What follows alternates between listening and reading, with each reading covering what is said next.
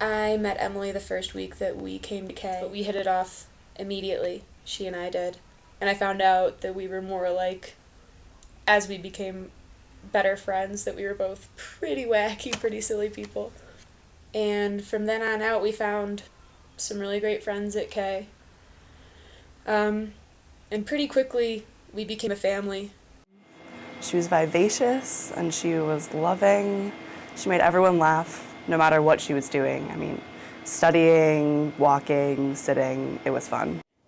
The best way to describe Emily is she always wanted to be on stage. She always wanted to make people laugh. When she walked into a room, the room lit up and everybody wanted to be around her. She used to think that she was going to be on Saturday Night Live one day. And we told her, it's okay, but you have to have a plan B. So that was the psychology part of it. But you know, she probably would have made it to Saturday Night Live. We probably would have seen her on that someday.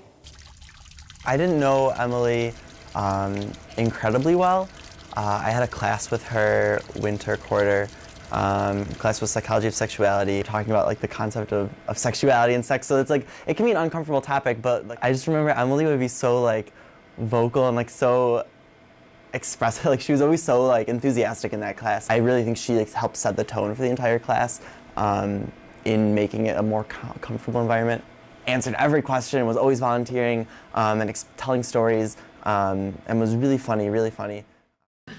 So I first met Emily in my adolescent class. Usually about 4 or 5 students in every class stand out, but she absolutely was one of the top 2. She sort of would always be the one raising her hand, always having something to share, which was amazing because some students, you know, don't necessarily feel that sense of comfort, and it seemed like she never hesitated to feel that way or feel comfortable. And the things that she had to say were always so, even if not directly relevant, so amazing and funny and interesting and lovable. And so that immediately, even in the first couple weeks of class, when you're still getting to know each of the other students, definitely made her stand out to me. Emily was always our most sensitive child. She was compassionate and sensitive and caring, and not only with respect to how she dealt with us, but how she dealt with others. When Emily was little, she volunteered in elementary school to help out in the room with the special needs kids. And Emily would just go in there, and a lot of other kids couldn't handle it because it was difficult. It was a difficult chore to deal with some of them, but Emily she would do it. She would go in there, and they loved her, and she loved being in there and helping. She loved just being compassionate and caring. She was also that way about being a friend, that she was really persistent and conscious of the way that she was acting in all of her relationships between people. And she was always asking, am I being a good friend right now? Is that okay if I like don't go with you to the library? And you'd be like, of course. But she was always checking because she wanted to make sure that everyone around her was comfortable and happy. She just had a way of connecting all of us because we're all very different. She was kind of like our glue. She got along with everyone well. She kind of understood where everyone was coming from and just made everyone have fun together all the time, no matter what we were doing.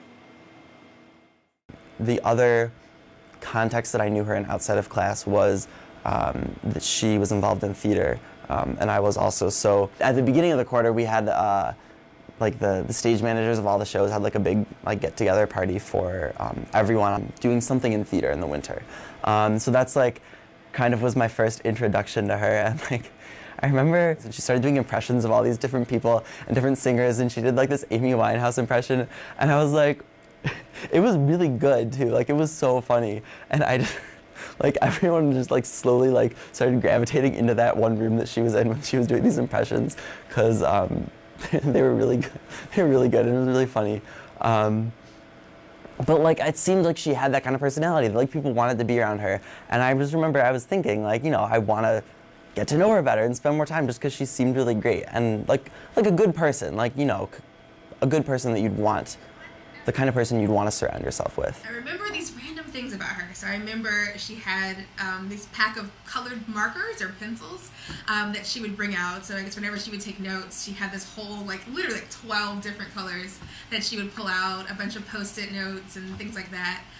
So just when she came into the room, it felt like, gosh, it sounds corny, but it's almost like the markers almost represented her. So it felt like she was just sort of this, like, full spectrum of color and energy, the way that you would feel when you, I don't know if you've ever, like, you know, been a kid and pulled out your crayons and your markers and you feel so excited by all that's there. That's exactly the energy that she brought to every single class, and that it's just so, I've never met anyone who did that so quickly.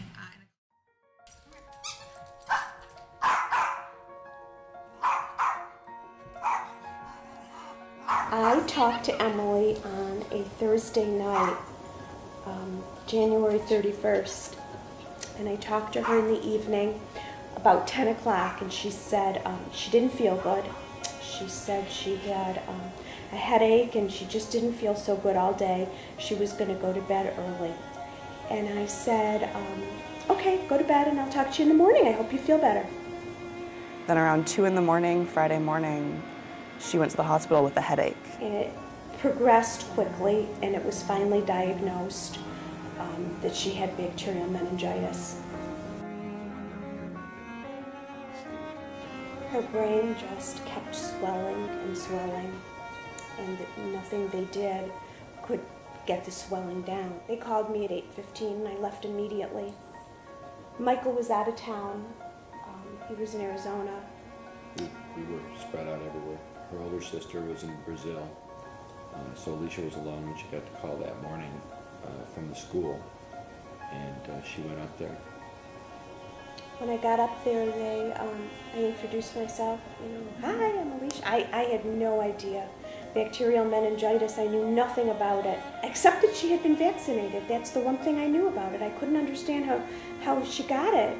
We decided to go to visit her in the hospital, thinking that we would go to her bedside and say, Emily, how are you doing? And she'd throw a joke at us or start singing.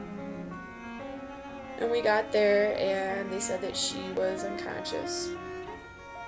So we were pretty shaken up, but we kept thinking Emily will snap out of this any second. And, you know, she'll laugh about it with us within the next day. I never thought it was going to be anything like this. So when I got to the airport, Alicia had just more or less got to the hospital, kind of situated, and the doctors wanted to have a meeting with her. Well, the first thing that happened is when the nurse came in, and she says, do you want me to call clergy? And I called Michael back, and I said, this is worse than we thought this was. This is really bad. I think that was the first time I realized how bad it really was. There were many hopes for her to come back and many things that they said would work, and they didn't. And they just kept saying she's really, really sick. She's really, really sick. That's how they put it to you when your child is going to die, so that you start to get used to the idea. They don't say she could die. They say she's really, really sick. All of our friends were there, so we kept saying to each other, you know, she's going to be fine. She's going to snap out of this. It's going to be our Emily when she comes out. And slowly we figured out that things were not going to be the same. That she wasn't going to be our Emily anymore. But I could deal with that. I was thinking to myself, whatever. She's still my friend, and doesn't matter if maybe she has a stutter or something. Because she's still going to be my Emily. She's still going to think the same way and be silly with me. And then finally, after 2 days in the hospital, the doctor tells us that she's lost brain activity completely. And so we figured out that it wasn't going to be our Emily that came out at all. Because she'd never talk again. She'd never speak to us or laugh or sing. When they kept saying it, I said to the doctor, what do I do about Carly? How do I get Carly home? It was a hard decision because I still felt like she was going to get better.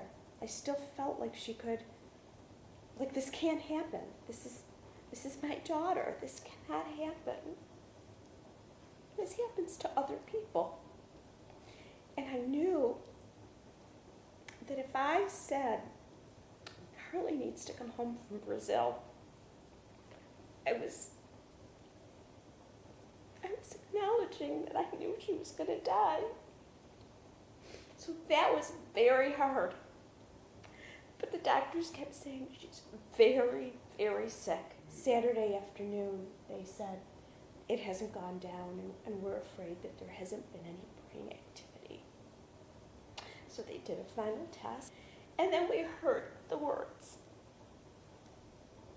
That's the first time they came right out and said it.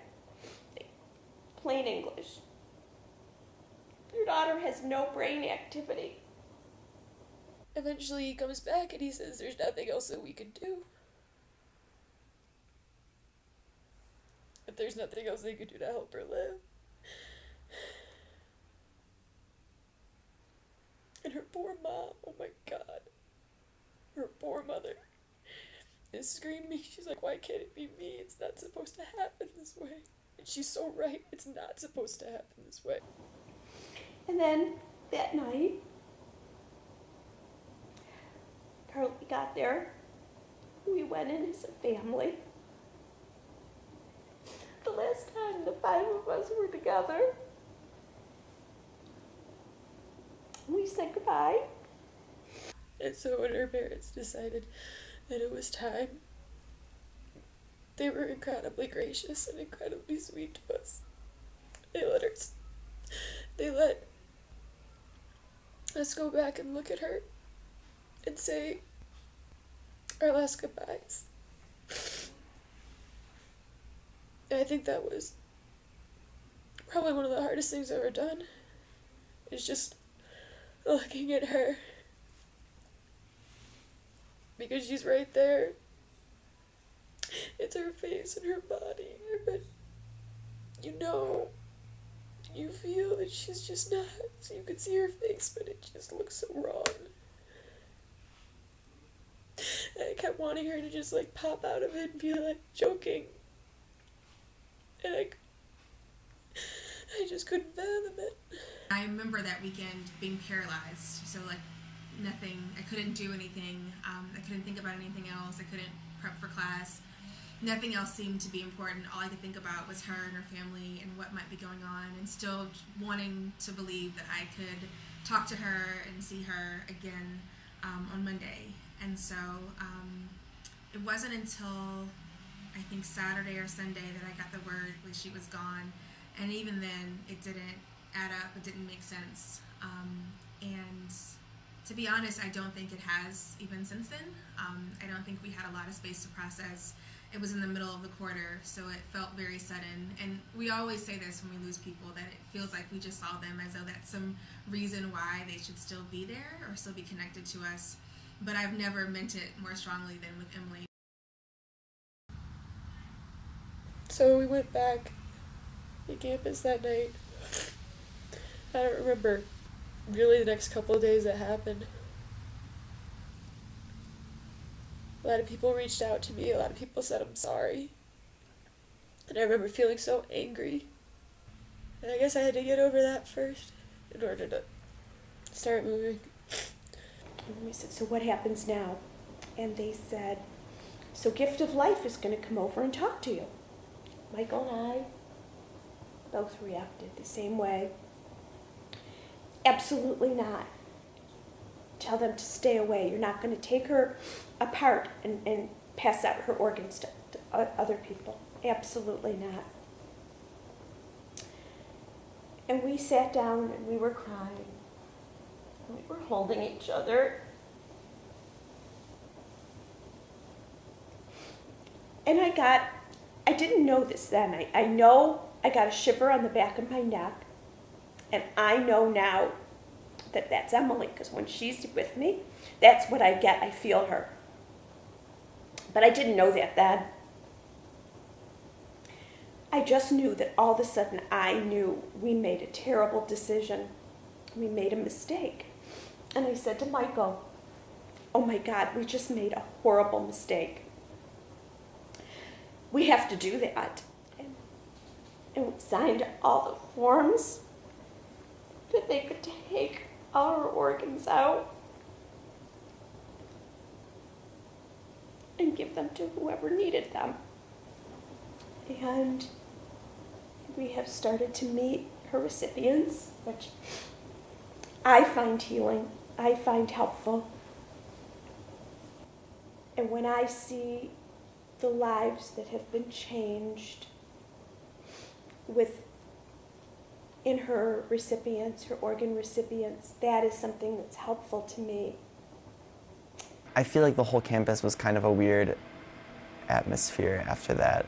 Like there was this weight that was there that like I felt dampened. But I mean the class especially because she was so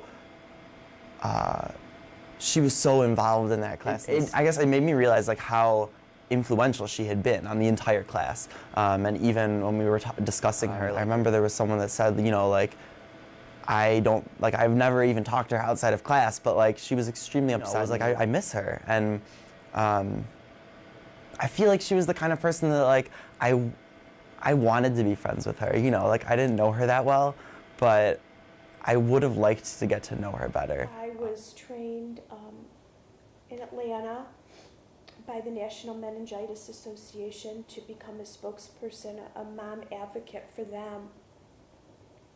Learned a lot about meningitis. She was a piece of me. And the most terrifying thing that there is that she'll just be erased, that people won't remember her at some point.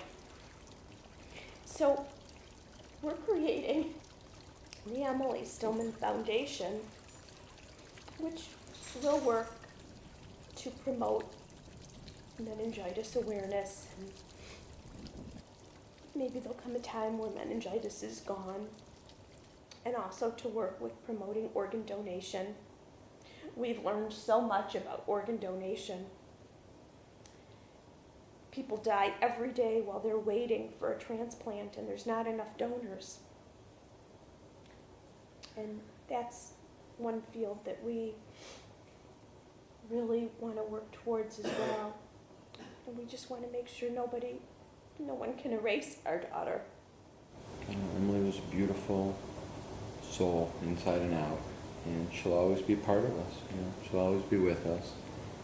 And you know, our hope and our goal is to make sure that her legacy does live on, and that it does good for for people, because she would have done good. I think the biggest thing she left was just her strength and her vivacious energy. Whenever I'm down or whenever I'm feeling like I'm not strong enough to get through anything, Emily kind of pulls me through. And I just remember, like, I have to do it for Emily because she's not here to do it herself. Oh, there's so much you could take from Emily's life. It's hard not to get angry, actually, because I don't want to have to take something from it. I'd rather her be here. but I do feel like she never apologized for who she was. She never tried to downplay who she was. She never tried to be anything aside from who she absolutely was. And that beauty, the beauty and simplicity of that is so amazing. I really take that metaphor with her and her markers and thinking about being sort of the fullness of who you are, and never apologizing, never trying to compromise who you are, because it's not authentic, it's not necessary, and it's not beneficial to anyone, and actually people lose out if they don't see the entirety of who you are. And I think that is absolutely demonstrated in the number of people who have such strong feelings and memories of Emily, because she is, people always say it sounds cliche, but she absolutely impacted every single person I've seen her meet, even people in our class who didn't know her intimately, but who absolutely remember her presence and are impacted by just sitting with her for an hour every couple days. That alone is powerful and testament to who you can be if you are true to yourself. People will come up and will be like, you know, I'm really sorry, I know I don't want to talk about it, I know you don't want to talk about it. I'm like, actually, I tell them, I do want to talk about it. I want to talk about her. I don't ever want to stop talking about her. You know, it's a terrible thing that happened, and I lost her, but she was part of me for 19 years, and I want to talk about her. I don't ever want to stop talking about her. I don't ever want to stop thinking about her, because, like Alicia said, that would be terrible. That's terrifying. For her memory to ever be erased or dulled. I feel like talking about her helped, and it helps, because I guess what I've heard some people say that, like, when someone dies, you should celebrate their life. And I feel like she made people laugh and smile, and, like, she would want people to laugh and smile. And I feel like when I talk about her, I still sometimes am, like, laughing and telling stories, and, like, or I love hearing other people's stories. And so I feel like that's a good thing, because, like, in that way, like, you're remembering how she impacted you. I know I'm really glad that I knew her. What's interesting is that I feel like I do feel her presence. It's incredible, and it's not tangible, her presence, but that flash that you get, so there's a very bright light, and there's like the after image that you get, so you kind of still see it, and it's hard to pinpoint and hard to define, but it's there. It feels like that. So it feels like she was so bright and shined so much that there's no way that there wouldn't still be a lasting after image. Oddly enough, I found out that I was pregnant in May, and something about that, one, felt very powerful in that I know she would have been so excited, but it also felt very powerful in that I can only hope that my baby is even a fraction of what Emily was, and I do believe still is. I lost my mother when I was 17, and I do take some solace or pleasure in knowing that they must know each other, that my mom has to know Emily because who couldn't, even in heaven, and that they are both watching over and preparing my son for his arrival, and that I'm looking forward to when he's very young, before he understands life and death, and I get this weird feeling that he'll be able to tell me a little something about Emily, even though he never got a chance to meet her. I just miss her. I miss her laugh. And I miss doing weird stuff, or when she would catch me doing weird stuff. And we'd both be like, oh, sorry about it. Because she didn't care. She just wanted to laugh with you.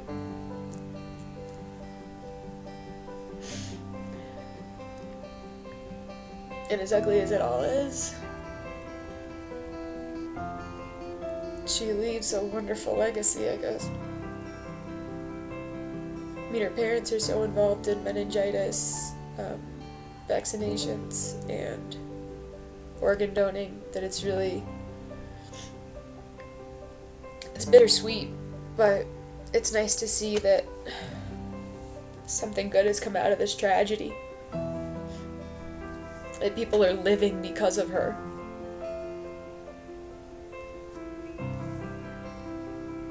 And I want to say that ties it all together and that makes it the best, but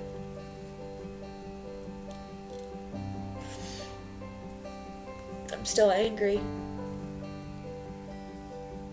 And it's still unfathomable, but missing people just goes that way, I guess. If I had one message beyond meningitis symptoms, organ donation, the most important message of all is to live every single day knowing you might not wake up tomorrow morning and tell every person how you feel about them, so you would not have any regrets either. In our house, nothing went unsaid. Emily never ended a conversation without saying, "I love you," ever.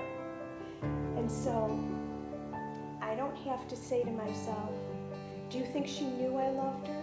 Because the answer is yes. She knew how much I loved her, and I knew how much she loved me. So, of course I want to hear it one more time. I want to hug her one more time. I want to kiss her one more time. But I know she knew how much I loved her.